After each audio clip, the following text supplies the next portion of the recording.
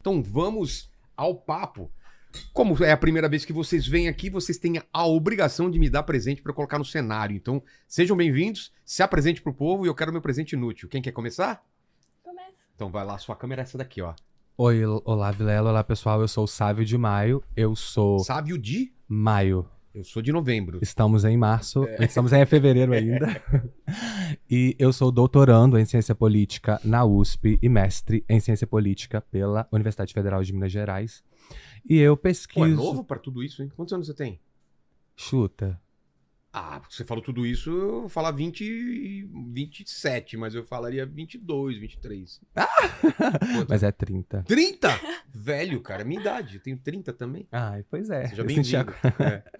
E eu pesquiso despolarização, crise brasileira, evangélicos na academia. E a gente vai falar sobre isso também. Tudo Tudo num misturado. balaio, tudo misturado. E o meu presente inútil O que pra que você trouxe? é Pode um- deixar aqui, hein? é uma planta Num... plantada num potinho de medicamento de HIV. Ah, você tá brincando. Foi Olha muito só. útil, foi muito útil para mim, mas o potinho se tornou inútil depois que o remédio acabou. Aí eu É. plantei essa plantinha Será que ela vai viver pra aqui no você. porão? Eu espero que sim. No Falaram porão? que essa luz ela é tão especial que ela consegue até Ah, então ativar. vamos deixar aqui. Vamos deixar aqui. E você, Beatriz? Bia. Oi, gente, É tudo aqui, ó. bem? Sua câmera é Essa essa. é aqui, né? Tô muito feliz de estar aqui hoje, quero agradecer Tem uma pelo voz de convite. criança, Não Quantos é? anos? Agora tem que Ah, estar com essa vontade. voz eu vou te falar que é 14 anos, né? Ah, Pela voz. Mas é quantos só anos? o dobro de 14. É só. mesmo? Aham. Poxa, tão bem aí. Nossa, voz 28 bacana. anos. Nossa, nunca que eu ia falar 28. Sim. Então, eu sou pesquisadora de temas multirraciais, né? Eu pesquiso os pardos no Brasil e a experiência específica que nós vivemos por ser mestiços. Eu trouxe o meu livro pra você. Que é o Esse presente aqui é o útil. presente Deixa eu útil. ver. Já vou colocar na fila de leitura aqui, ó. Acabei de Par lançar. tudo. Isso. Né? E fala a importância da gente reconhecer os pardos enquanto mestiços na sociedade brasileira. E o meu Bem presente polêmico isso, não é? inútil, Esse tema é polêmico demais, atualmente, não é? tanto que eu fui expulsa da universidade pública, né? Ele falou, eu estou estudando, eu não posso Não, mais é falar pra que mim eu o estou livro. estudando. Eu tava Ai, mostrando aqui pra câmera, ela pegou, eu mostrando pra câmera, ela pegou de volta o livro. Olha aqui, eu mostrando aqui, ela já pegou de volta, assim, não, esse aqui é meu. É que às vezes eu mostro coisa Não, falando, esse é mas meu. esse é seu. E o inútil? O inútil, eu fui fuçar numa caixinha de recordações e eu encontrei um presente que eu ganhei na festa da Universidade de Calorada, em 2017, que foi quando eu entrei na graduação. E tinha um apadrinhamento que acontecia, né? Um veterano escolhia um calouro para dar um presente para cuidar daquela pessoa, enfim, foi uma festa super legal. Poxa. E que eu não imaginava que a minha experiência de graduação ela não ia ser tão boa, né? Naquele momento eu não imaginava que eu ia sofrer tanta exclusão e, enfim, perseguições dentro da universidade no momento dessa calorada, né? A própria pessoa que me apadrinhou, a menina que me apadrinhou, participou depois de ataques que eu sofri dentro da universidade. E virou um presente completamente inútil, né? Ela não era mais uma madrinha. E eu não vivi a experiência que aquelas pessoas ali viveram, né? De ter uma paz, de você poder estudar, de você poder ter um grupo. Então, por isso que eu trouxe aqui, porque lá em casa não serve mais para Tá, nada. vai ficar bom aqui no cenário e vamos falar de tudo isso então. Por onde a gente começa? Eu sei que o tema é falar sobre a esquerda e onde a esquerda entra em tudo isso. Até eu abri falando sobre isso, né? Sobre a esquerda e direita, num mundo tão polarizado e principalmente o Brasil, né? Ano de eleição. O que vocês têm para dizer sobre a esquerda, né? São várias esquerdas, tem esquerda identitária, tem esquerda raiz. Como que é a esquerda hoje em dia? E vocês são esquerdas, são progressistas?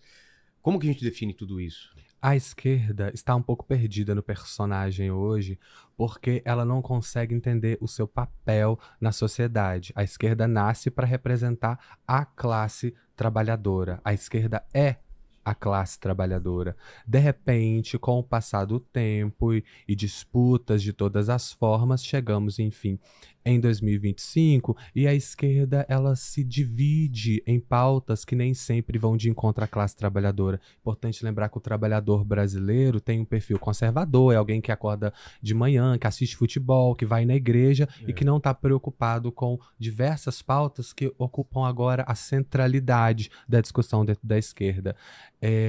São pautas identitárias, não que a direita também não seja identitária, tão identitária quanto, mas centraliza certas identidades e torna elas o centro da luta política, como as pautas raciais, as pautas de gênero, e isso não dialoga mais com quem precisa resolver questões urgentes do seu dia a dia.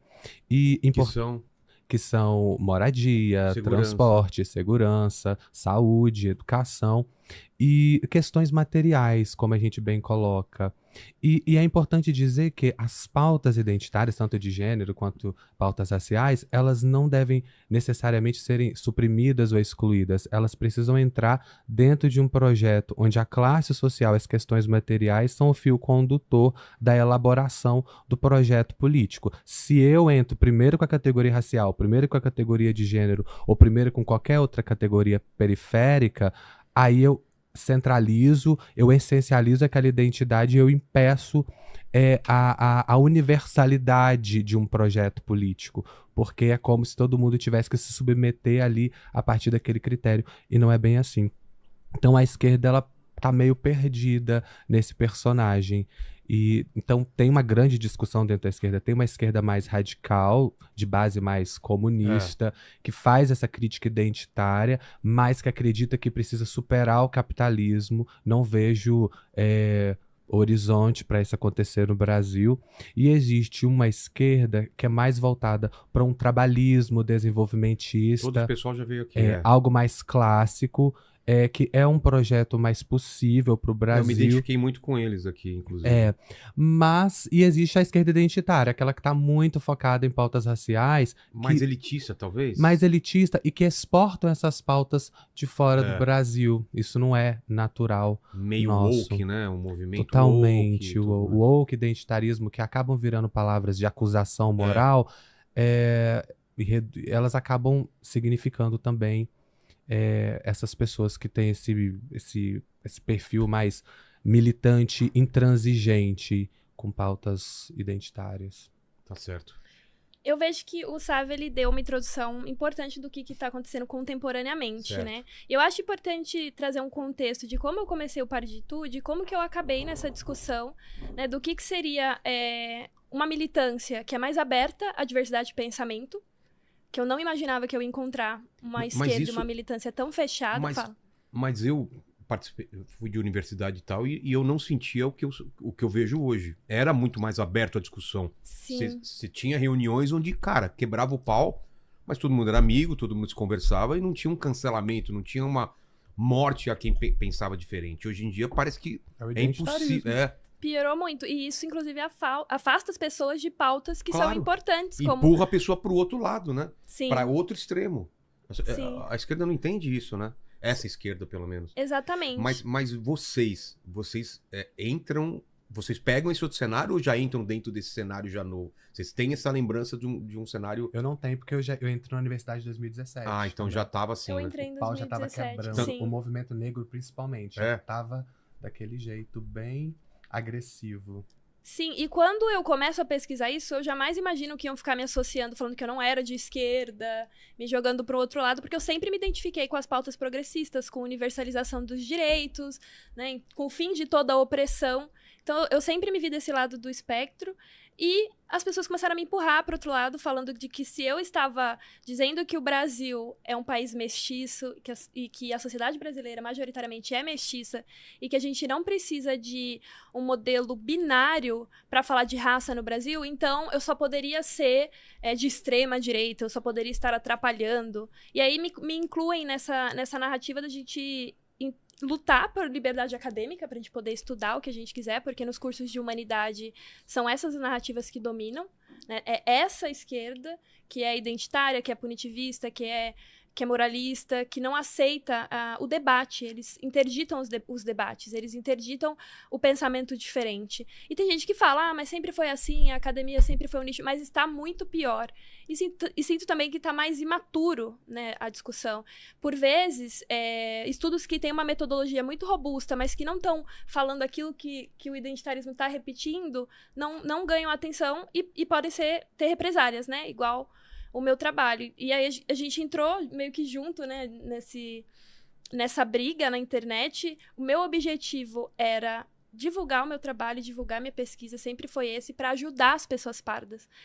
Porém, eu comecei a sofrer muitos ataques. E por quê? Porque as pessoas me acusam de estar atrapalhando, de não poder falar disso. O tema, as pessoas acusam de tanta coisa que ele é interditado. E você não consegue falar sobre o tema. Eu sempre reforço, meus objetivos acolher a população parda, lutar contra o racismo. Mas qual que é o argumento deles?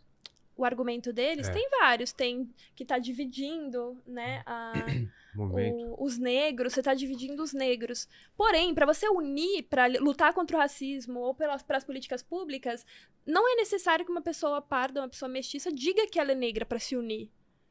E eles querem forçar isso? Sim, eles querem forçar isso e dizem que, inclusive, isso é a única forma de fazer a militância, né? E quando eu, por exemplo, denuncio o que acontece nas bancas de heteroidentificação de cotas raciais, que eu acredito que é um tema que precisa de aprimoramento, a gente precisa melhorar as bancas, porque muitos pardos são rejeitados injustamente, né? Pessoas para vagas de vestibular, vagas de concurso, que é a vida delas, né? Elas são negadas e quando eu denuncio, eles falam que eu posso estar atrapalhando as políticas públicas. Eles não percebem que é essa contradição que está atrapalhando. Eu só estou mostrando e que a gente precisa resolver isso, né? Para não fragilizar as políticas que a gente tem de igualdade racial. Então, é sempre feito... Os argumentos que eu trago no meu trabalho, um deles, o Sávio até falou, dessa questão da importação das militâncias dos Estados Unidos, né? A gente tem o movimento negro se inspira nos Estados Unidos, porque nos Estados Unidos teve a lei de uma gota de sangue na época da segregação racial lá, né? Até os anos 60, quando eles conseguiram os direitos civis, e aí acabam essas leis. E por essa lei, toda pessoa mestiça que tivesse um ancestral negro, ela era considerada negra, para eles poderem segregar, para eles poderem dividir. Só que essa divisão, ela gerou também união entre essas pessoas, né? Então, os mestiços, no caso os mulatos, né? Que são mestiços de branco e negro principalmente, eles se uniam para combater o racismo e conseguiram seus direitos civis. E aí, a partir dos anos 70, o movimento negro começa a se inspirar nisso e fala, então, a identidade mestiça está atrapalhando a unidade da luta mestiça, da luta antirracista brasileira. Esse é o argumento. Então, o mestiço tem que passar a ter uma categoria negra, e eles começam a tentar forçar isso, porém, na prática, isso não funciona. As pessoas pardas e as pessoas pretas são vistas de forma diferente, a cultura brasileira sempre interpretou de uma forma diferente, as nossas famílias são diferentes, né? Quem é mestiço tem uma família branca, uma família preta, ou uma família branca, uma família indígena, né? Então, tem que complexificar. No caso, é indígena. Você tem a ascendência indígena? A maioria dos brasileiros tem, né? Alguma ascendência. E na prática não funciona, principalmente porque esse agrupamento... Mas isso vem dessa coisa de importar dos Estados Unidos, Sim, né? Tá no livro do Kabengele Munanga, Discutindo a Mestiçagem no Brasil, ele cita lá que a partir dos anos 70, o movimento negro começa a se inspirar no binarismo racial, em que é branco ou negro. Porque a realidade nos Estados Unidos é totalmente diferente da realidade aqui. Isso. Lá eles tiveram uma segregação muito Total. mais visível, né? Com banheiro separado. Com ônibus e contrato tudo. de aluguel, tudo era diferente. Você vê lá placas, né, para pessoas negras, e o lugar que os caras... Aqui, claro que tem ainda o preconceito, mas não era tão visível assim.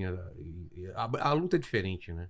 Sim. É uma outra forma que o racismo opera na miscigenação. Mas lá, por exemplo, os indígenas lá, eles entram no movimento negro? É uma luta separada? Como que é lá? Lá é tudo separado. Cada um tem a sua classe ali, né? Sei. Tem os latinos, hoje em dia contemporaneamente, tem os nativos, só que lá tem muito menos nativos do que na América Latina toda. É mesmo? Sim, porque eles passaram um rodo, assim, matando os nativos para poder ocupar aquele lugar.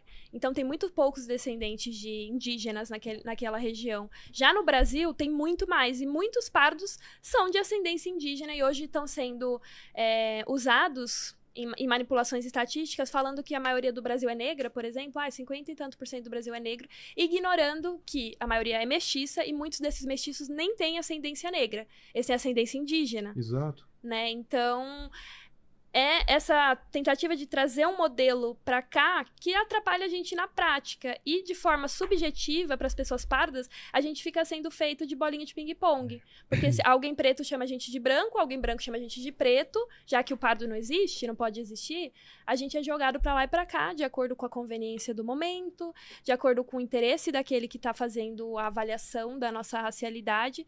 Isso traz problemas não só psicológicos, mas problemas institucionais também na hora das políticas de cota, na hora de ocupar vagas, que hoje em dia, né, tem vários processos de diversidade acontecendo, e que essa questão tenta se abafar.